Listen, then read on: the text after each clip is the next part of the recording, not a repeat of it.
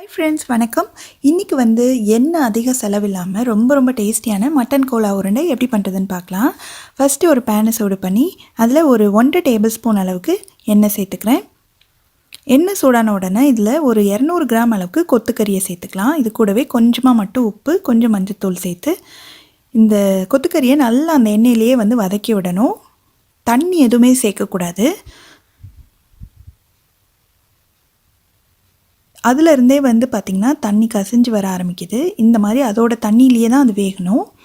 ஸ்டவ்வை மிதமான தீயில் வச்சு இந்த மாதிரி கலந்து விட்டுட்டு ஓரளவுக்கு ஒரு 2-3 நிமிஷம் வதக்குனதுக்கப்புறமா மூடி வச்சுருங்க. ஒரு 8 நிமிஷம் இருக்கணும். இதுக்கு மசாலா ரெடி பண்ணுறதுக்கு இந்த மிக்ஸி ஜாரில் கொஞ்சமாக பட்டை, 3 கிராம்பு, 2 ஏலக்காய், ஒரு 1/2 டீஸ்பூன் அளவுக்கு சீரகம், இது கூடவே ஒரு 1/2 டீஸ்பூன் சோம்பு, ஒரு 5-6 முந்திரி, கொஞ்சமாக தேங்காய், ஒரு 2 டேபிள் ஸ்பூன் அளவுக்கு தேங்காய், 2 பச்சை மிளகாய், கொஞ்சமாக கறிவேப்பிலை, ஒரு துண்டு இஞ்சி, ஒரு 5-6 பல் பூண்டு, அப்புறம் ஒரு பெரிய வெங்காயத்தில் பாதி வெட்டி சேர்த்துருக்கேன். கொஞ்சமாக ஒரு கைப்பிடி அளவுக்கு கொத்தமல்லி இலை, 1/2 டேபிள் ஸ்பூன் மிளகாய்த்தூள், அதே அளவுக்கு கொத்தமல்லி தூள், கொஞ்சமாக உப்பு, அப்புறம் கொஞ்சம் மஞ்சள்தூள் சேர்த்து இது தண்ணி சேர்க்காமல் நல்லா நைஸாக அரைச்சி எடுத்துகிட்டு வந்துடலாம். இப்போ கிட்டத்தட்ட ஒரு 8லேருந்து 10 நிமிஷம் பக்கம் மட்டன் நல்லா வெந்திருக்கு. இந்த கொத்துக்கறி பாருங்கள், அதோட தண்ணியிலேயே நல்லா வெந்து சூப்பராக ரெடி ஆயிடுச்சு. இப்போ ஸ்டவ் ஆஃப் பண்ணிவிட்டு இது நல்லா ஆற விடணும். இந்த அளவுக்கு நல்லா இது வேக வச்சு எடுத்துக்கோங்க, அது ரொம்ப முக்கியம். அடுத்து நம்ம அரைச்ச மசாலாவை இந்த பவுலில் சேர்த்துடலாம்.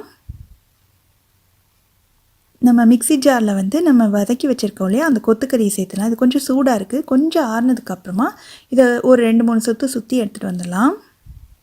இந்த மாதிரி கொத்துக்கறியை ரொம்ப பேஸ்ட்டாக அரைக்காமல் ஓரளவுக்கு சின்ன ஒரு 2-3 தடவை பல்ஸ் மோடில் போட்டு அரைச்சி எடுத்துகிட்டு அதை இந்த மசாலாவோட நல்லா கலந்துக்கணும். இந்த பைண்டிங்காக பொட்டுக்கடலை பொடி சேர்க்குறேன். இது ஒரு 4லேருந்து 6 டேபிள் ஸ்பூன் அளவுக்கு சேர்க்கணும். அந்த அளவுக்கு நம்மளுக்கு எவ்வளோ தேவையோ அந்த அளவுக்கு சேர்த்துக்கலாம். நல்லா உருண்டை பிடிக்க வரணும். அந்த அளவுக்கு நம்ம கொஞ்சம் கொஞ்சமாக தேவைப்படுற அளவுக்கு சேர்த்துக்கணும். நல்லா கலந்து விட்டுடலாம்.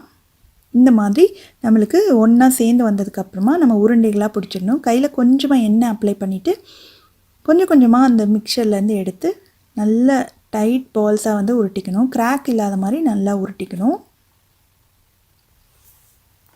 இந்த மாதிரி இதே மாதிரி எல்லாத்தையுமே நம்ம ஒரே சைஸ் உருண்டைகளாக பிடிச்சி வச்சிடலாம். நார்மலாக இதை எண்ணெயில் போட்டு பொரித்து எடுப்பாங்க. நம்ம இன்றைக்கி குறைவான எண்ணெயில் பண்ணணும் அப்படின்றதுனால பணியாரக்கல்லில் பண்ண போகிறோம். இந்த ஒவ்வொரு குழிலையும் கொஞ்சமாக எண்ணெய் ஊற்றிக்கலாம்.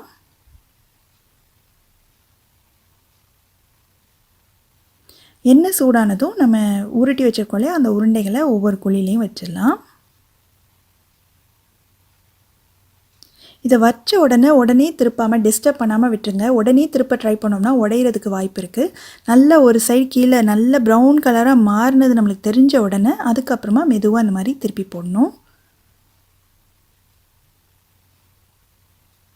இந்த மாதிரி ஒன்று ஒன்றா மெதுவாக திருப்பி போட்டுக்கலாம். ஸ்டவ்வை மிதமான தீயில் வச்சு தான் இதை ஃப்ரை பண்ணி எடுக்கணும். ரொம்ப ஹை ஹீட்டில் வச்சிட்டிங்கன்னா சீக்கிரமாகவே வெளியில் கருகிடும். இந்த மாதிரி ஃபுல்லாக திருப்பி போட்டதுக்கப்புறம் உங்களுக்கு தேவைப்பட்டால் மேலேயும் கொஞ்சமாக எண்ணெய் இந்த மாதிரி ஊற்றிக்கோங்க.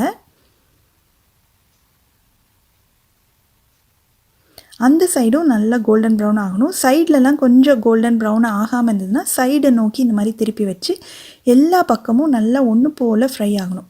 அந்த மாதிரி ஃப்ரை ஆகிற வரைக்கும் நம்ம இந்த மாதிரி திருப்பி வச்சு ஃபுல்லாக குக் பண்ணிக்கணும். இப்போது எல்லாமே சூப்பராக ரெடி ஆகிடுச்சு. நல்ல ஒரு கோல்டன் ப்ரௌன் கலர் வந்துடுச்சு. வெளியில் பார்க்கும்போது நல்ல கிறிஸ்பினஸ் தெரியுது பாருங்கள். இந்த மாதிரி வந்த உடனே இது எல்லாத்தையும் எடுத்துடலாம். சூப்பரான மட்டன் கோலா உருண்டை ரெடி ஆயிடுச்சு. இது சூடாக சாப்பிட்றதுக்கு ரொம்ப டேஸ்டியாக இருக்கும். இப்போ ஒரு இதை நம்ம பிச்சு பார்க்கலாம் எப்படி இருக்குன்னு. வெளியில் சூப்பராக கிறிஸ்பியாக வந்திருக்கு, உள்ளே நல்ல சாஃப்டாக இருக்குது பாருங்கள்.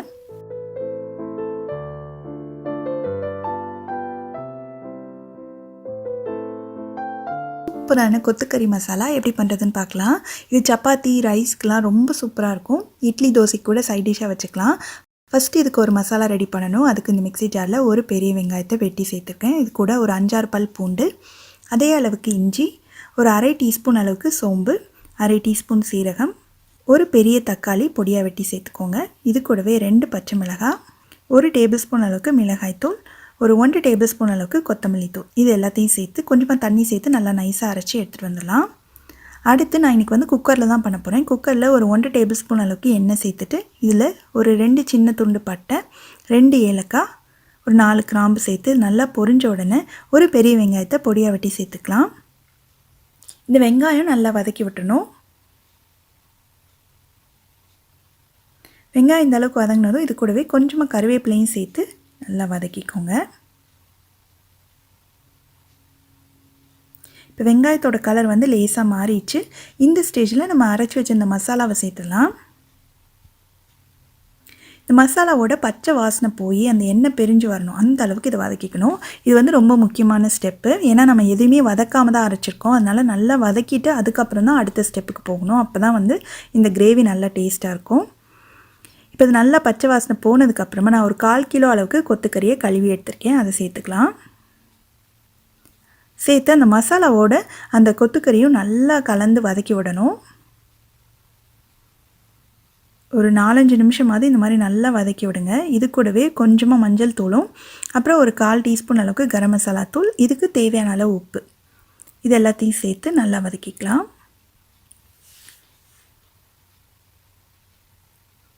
இப்போ பார்த்திங்கன்னா நல்லா வதங்கி ஓரங்களில் லேசாக எண்ணெய் கசிஞ்சு வர ஆரம்பிச்சிருக்கு. இந்த அளவுக்கு இதை வதக்கிட்டு செஞ்சிங்கன்னா தான் ரொம்ப டேஸ்ட்டாக வரும்.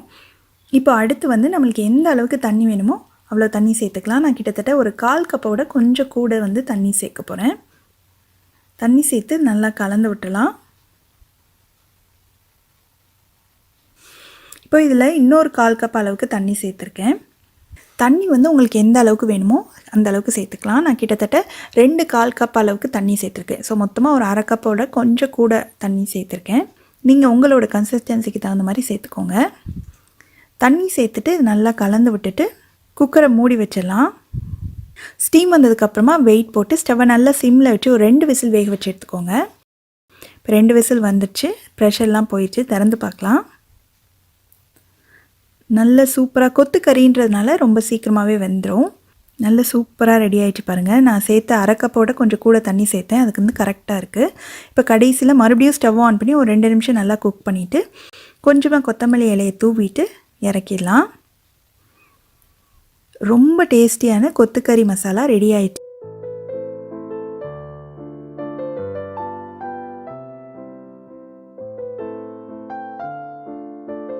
செம்ம டேஸ்டியான மட்டன் சுக்கா எப்படி பண்ணுறதுன்னு பார்க்கலாம்.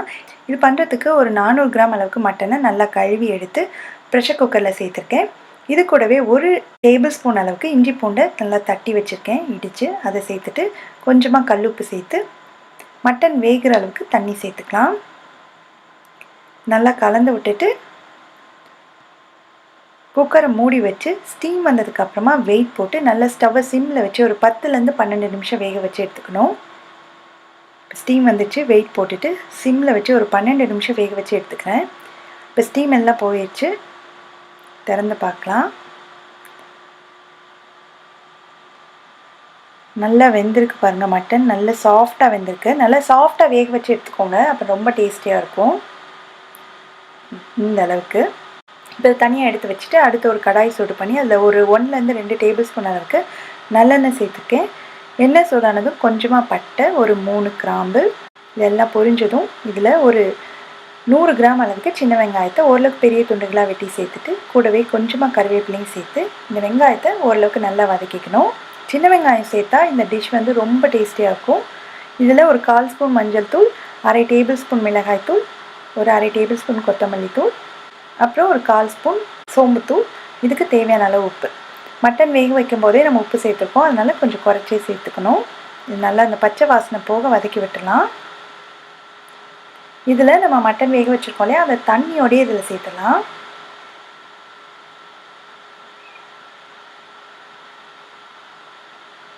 சேர்த்து இதை நல்லா கலந்து விட்டுணும்.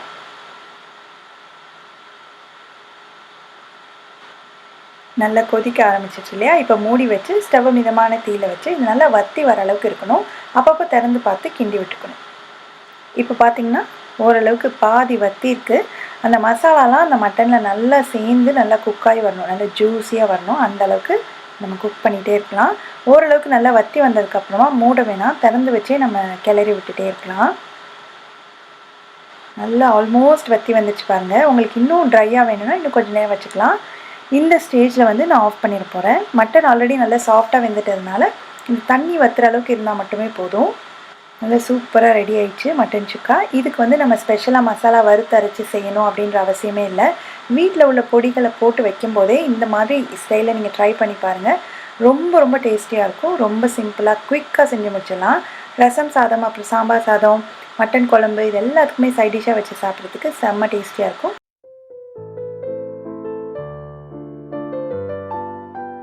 மசாலா வறுத்தரைச்சி ரொம்ப ரொம்ப டேஸ்டியான ஒரு மட்டன் குழம்பு எப்படி பண்ணுறதுன்னு பார்க்கலாம். செய்ய ஸ்டார்ட் பண்ணலாம். இது பண்ணுறதுக்கு நான் 1/2 கிலோ மட்டனை கழுவி எடுத்திருக்கேன். அதை இந்த குக்கரில் சேர்த்துட்டு இது முங்குற அளவுக்கு தண்ணி சேர்த்து இதுக்கு தேவையான அளவு உப்பு, ஒரு 2 ஸ்பூன் அளவுக்கு நல்லெண்ணெய் சேர்த்து இது நல்லா கலந்து விட்டு மூடி வச்சுட்டு ஸ்டீம் வந்ததுக்கப்புறமா வெயிட் போட்டு ஸ்டவ்வை நல்லா சிம்மில் வச்சு ஒரு 10லேருந்து 12 நிமிஷம் நம்ம வேக வச்சு எடுத்துக்கணும். அப்போ தான் மட்டன் நல்லா சாஃப்டாக வேகும். அடுத்து நம்ம மசாலா வறுத்து அரைக்கிறதுக்கு கொஞ்சமாக 1 ஸ்பூன் அளவுக்கு எண்ணெய் சேர்த்துட்டு அதில் 1 டேபிள் ஸ்பூன் அளவுக்கு கொத்தமல்லி விதை, ஒரு 4 காஞ்ச மிளகாய், ஒரு 1/2 ஸ்பூன் மிளகு, 1/2 ஸ்பூன் சோம்பு, 1/2 ஸ்பூன் சீரகம், இது எல்லாத்தையும் நல்லா கருகிராமல் மிதமான தீயிலேயே வச்சு இந்த மாதிரி கைவிடாமல் கிளறி கொடுத்து நல்ல ஒரு வாசனை வர அளவுக்கு வறுத்துக்கணும். இப்போ பார்த்திங்கன்னா நல்லா வறுப்பட்டுருச்சு. இது தனியாக எடுத்து வச்சுக்கலாம். அதே கடாயிலே இன்னும் கொஞ்சம் எண்ணெய் சேர்த்துக்கிறேன். இதில் ஒரு 150லேருந்து 200 கிராம் அளவுக்கு சின்ன வெங்காயம் சேர்த்துக்கலாம். சின்ன வெங்காயம் சேர்த்து செய்யும்போது ரொம்ப டேஸ்ட்டாக இருக்கும். இந்த வெங்காயம் நல்லா வதங்கட்டும். இப்போ பார்த்திங்களா வெங்காயத்தோட கலர் கொஞ்சம் மாறி இருக்குது. இதில் கொஞ்சமாக பொடியாக நறுக்கின இஞ்சி, ஒரு 7-8 பல் பூண்டு, இது எல்லாத்தையும் சேர்த்து இதையும் கொஞ்சம் நல்லா வதக்கி விட்டுலாம். இந்த அளவுக்கு நல்லா வதங்கிடுச்சு. இதையும் தனியாக எடுத்து வச்சிடலாம். இப்போ மட்டன் வந்து ஒரு 10லேருந்து 12 நிமிஷம் வெந்து ஸ்டீம்லாம் போயிடுச்சு. கரெக்டாக வெந்திருக்கு பாருங்கள். நல்லா சாஃப்டாக இருக்கும். நீங்கள் இந்த மாதிரி டைம் வச்சு வேக வச்சு நல்லா சாஃப்டாக எடுத்துக்கிட்டிங்கன்னா சூப்பராக இருக்கும் சாப்பிட்றதுக்கு.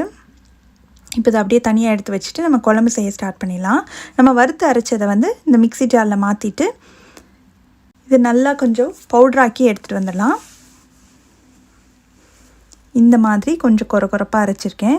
இது கூடவே நம்ம வதக்கி வச்சுருந்தோம் இல்லையா, இஞ்சி பூண்டு சின்ன வெங்காயம்லாம், அதையும் சேர்த்து நம்ம ஓரளவுக்கு ரொம்ப நைஸாக இல்லாமல் ஓரளவுக்கு கொரப்பாக அரைச்சி எடுத்துக்கணும். இந்த மாதிரி இப்போ நம்ம குழம்பு வச்சிடலாம். கடாயை சூடு பண்ணி அதில் ஒரு 2 டேபிள் ஸ்பூன் அளவுக்கு நல்லெண்ணெய் சேர்க்குறேன். எண்ணெய் சூடானதும் ஒரு துண்டு பட்டை, கொஞ்சமாக கல்பாசி, ஒரு 2 ஏலக்காய், 3 கிராம்பு, ஒரே ஒரு பிரிஞ்சி இலை, இதெல்லாம் அந்த எண்ணெயில் நல்லா பொரிஞ்ச உடனே நம்ம அரைச்சி வச்சுருக்கோம் இல்லையா அந்த மசாலாவை சேர்த்துடலாம். எல்லாமே வதக்கி தான் அரைச்சிருக்கோம், அதனால் பச்சை வாசனை வந்து இருக்காது அவ்வளோவா. இருந்தாலும் நம்ம இந்த எண்ணெயிலேயே கொஞ்சம் நல்லா வதக்கி விட்டுணும். இந்த ஃப்ரெஷ்ஷாக அரைச்சி நம்ம மசாலா சேர்க்குறதுனால வாசனையே ரொம்ப நல்லாயிருக்கும். இப்போ நல்லா வதக்கியாச்சு. இது கூட ஒரு 1/2 ஸ்பூன் அளவுக்கு மஞ்சள் தூளும் சேர்த்து வதக்கிக்கலாம்.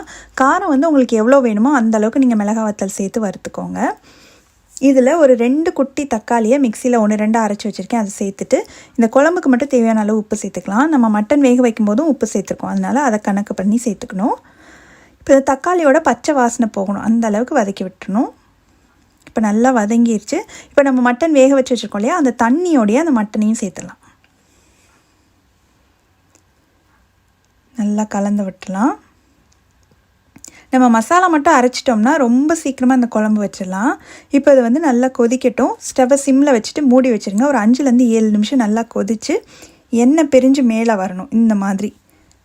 இப்போ வந்து குழம்பு நல்லா ரெடி ஆயிடுச்சு. சூப்பராக கம்மன் வாசனையான டேஸ்டியான அரைச்சி வச்ச மட்டன் குழம்பு ரெடி. நீங்களும் இந்த ரெசிபியை கண்டிப்பாக ட்ரை பண்ணி பார்த்துட்டு எப்படி வந்ததுன்ற கமெண்ட்ஸை மறக்காமல் ஷேர் பண்ணுங்கள். தேங்க்ஸ் ஃபார் வாட்சிங்.